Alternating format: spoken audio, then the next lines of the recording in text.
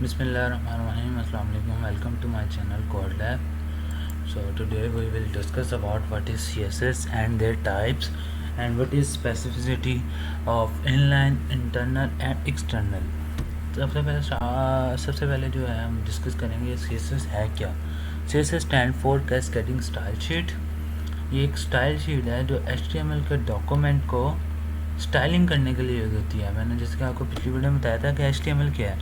HTML एक structure बनाने के लिए यूज़ होती है और CSS उस स्ट्रक्चर को स्टाइल करने के लिए यूज़ होती है.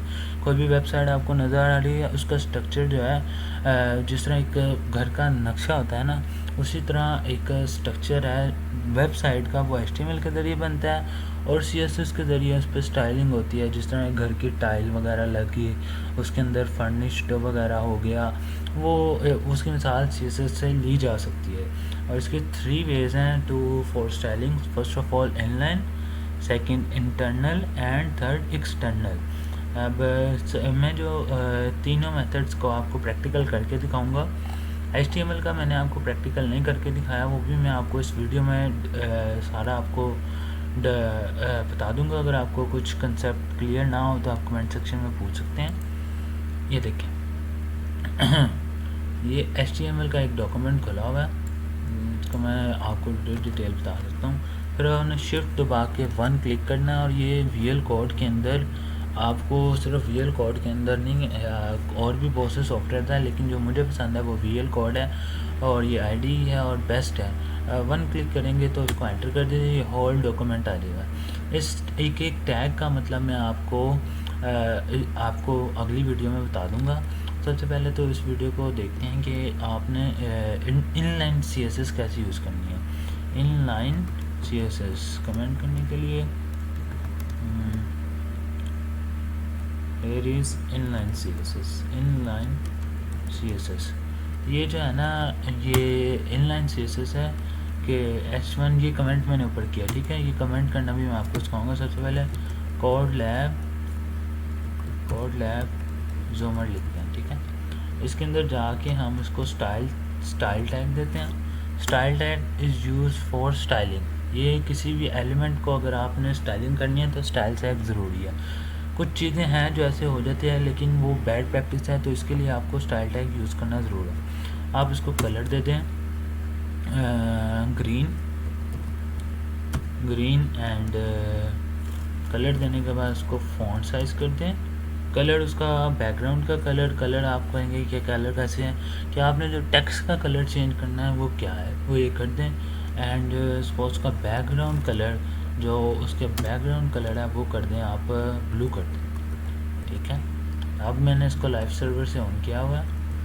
देखें लाइव सर्वर अभी चल रहा है. index.html ये फाइल सेव की थी हमने, तो देखें ज़रा. ये देखें, ये कोड लैब ग्रीन कलर में लिखा आ गया. और ये क्योंकि P एक ब्लॉक लेवल है तो ये 100% हाइट और विड्थ टेक करता है. तो ये देखें इसका बैकग्राउंड कलर ये हो गया. सो इसको इन्हेंस करने के लिए कलर कर देते हैं वाइट कलर कर दिया. अब ये ज़्यादा प्यारा लगा. ये देखिए, देख रही हैं, ये इनलाइन ब्लॉक है, एलिमेंट है P टैग, इसलिए इसने 100% हाइट विड्थ टेक किया और उसका ब्लू टैग ले लिया. और ये हो गया इनलाइन स्टाइलिंग. इनलाइन स्टाइलिंग को ज़रा कमेंट करें तो ऑल हो जाएगा. 2 सेकेंड. तो ये होगी इनलाइन स्टाइलिंग. अब इंटरनल स्टाइलिंग की तरफ आते हैं. सबसे पहले आपने हेड टैग के अंदर इंटरनल स्टाइलिंग करनी है. ये मैं आपके लिए जो है ना यहाँ पे कमेंट कर रहा हूँ. यहाँ हो गई इंटरनल CSS. इंटरनल CSS के लिए आपने स्टाइल टैग यूज़ करना है. स्टाइल टैग उधर भी इनलाइन में आपने स्टाइल कीवर्ड यूज़ करना है, यहाँ पर स्टाइल टैग यूज़ करना है. जिसके अंदर आपने H1 को टारगेट कर दिया. H1 को टारगेट कर दें, उसका कलर कर दें. आप कुछ और करते हैं ना, इस पे कर देते हैं कलर कर देते हैं उसका रेड. एंड जो बैकग्राउंड कलर है उसका बैकग्राउंड कलर आपको मज़ीद जो है ना, अगर आपको कोई चीज़ समझ ना आए तो आप कमेंट सेक्शन में कर ही सकते हैं, लेकिन अगर आपको ये बैकग्राउंड कलर क्या होता है ये मैं आपको साथ साथ बताता जाऊँगा। कलर टेक्स्ट का कलर चेंज करेगा, बैकग्राउंड कलर उसके बैकग्राउंड का कलर चेंज करेगा। उसको कर देते हैं ब्लू कर देते हैं, ब्लू कर दिया। ये देखें इसका बैकग्राउंड कलर ब्लू और टेक्स्ट का जो कलर है वो रेड शो हो गया। ये होगी इंटरनल सीएसएस, ठीक है। अब एक्सटर्नल सीएसएस क्या होती है? एक्सटर्नल सीएसएस के लिए आपको यहाँ पर मैं लिख देता हूँ, ये सीएसएस में कमेंट के लिए यूज़ होता है, ठीक है। ये देखिए ये है external CSS. External CSS, external CSS के लिए आपको इसी के अंदर, अब ये जो है इसको मैं कमेंट कर देता हूँ, इसके अंदर ही एक्सटर्नल सीएसएस, एक्सटर्नल सीएसएस, इसके लिए आपको यूज़ करना पड़ता है लिंक टैग। कि आप अपने डॉक्यूमेंट में एक्सटर्नली एक फ़ाइल लिंक करा रहे हैं जो HTML के डॉक्यूमेंट को स्टाइल करेगी। उसके लिए आपने ./ यूज़ करना है। अब यहाँ देखिए जो आपने फ़ाइल .css से बनाई होगी जो आप इसके साथ लिंक करना चाह रहे हैं, उसके लिए .css यूज़ करें।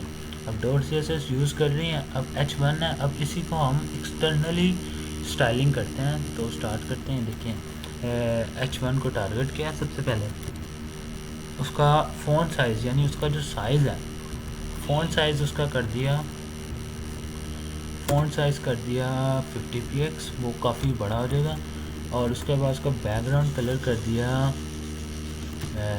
ये आप एक्वा, एंड उसका जो कलर है वो कर दिया हमने रेड। ओके, अब आप इसका रिज़ल्ट देखें, ये देखें बैकग्राउंड कलर एक्वा आ गया, फ़ॉन्ट साइज़ पिछले एक्सटर्नली से बड़ा क्योंकि मैंने 50px दिया, और इसका जो रेड कलर है ये अगर आपको यहाँ से समझ नहीं आ रही तो इंस्पेक्ट मोड में जाके आप सारा इसका देख सकते हैं कि इसकी क्या क्या कौन कौन सी प्रॉपर्टीज़ अप्लाई हुई हैं। देखिए इंस्पेक्ट मोड में गया और इसमें जाके मेरे ख्याल से मैंने अभी गूगल का अकाउंट बनाया है, देखें इसके अंदर ही इसको टारगेट करें। ये देखें H1 पे क्या स्टाइलिंग हुई है, एक्सटर्नली स्टाइलिंग हुई है H1 के ऊपर। ये बैकग्राउंड कलर इसको एक्वा दिया गया है, कलर रेड है, और फ़ॉन्ट साइज़ इसका 50px है।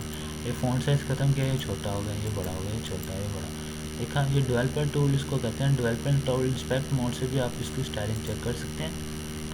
तो ये एक्सटर्नली 3 टॉपिक थे जो आज कवर कर दिए। और स्पेसिफिसिटी क्या होती है, जो इस टॉपिक का एक था इनलाइन इंटरनल, ये आपको समझ आ गया होगा। एक्सटर्नल एंड इन सीएसएस भी हो गया। व्हाट इज़ स्पेसिफिसिटी, टॉपिक में आपको स्पेसिफिसिटी भी आएगा। स्पेसिफिसिटी दरअसल अहमियत को कहते हैं। अहमियत मीन्स के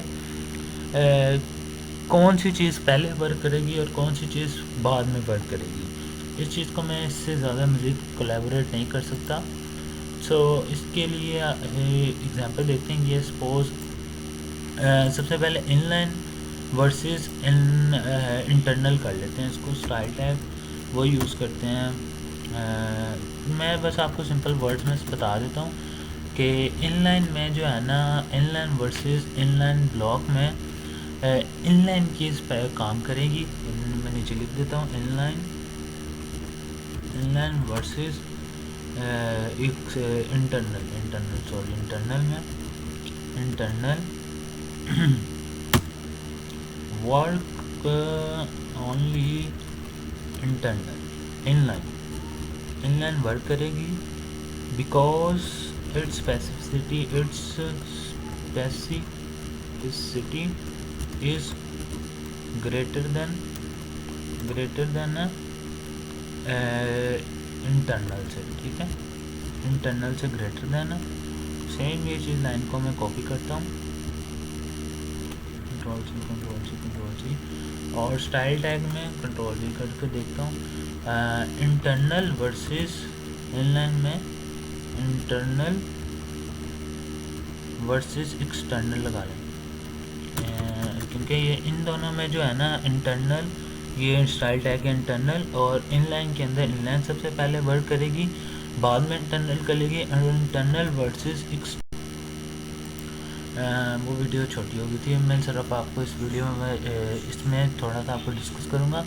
इंटरनल वर्सेस एक्सटर्नल में इंटरनल सबसे पहले वर्क करेगी, बाद में एक्सटर्नल करेगी, क्योंकि जो वर्क ओनली इंटरनल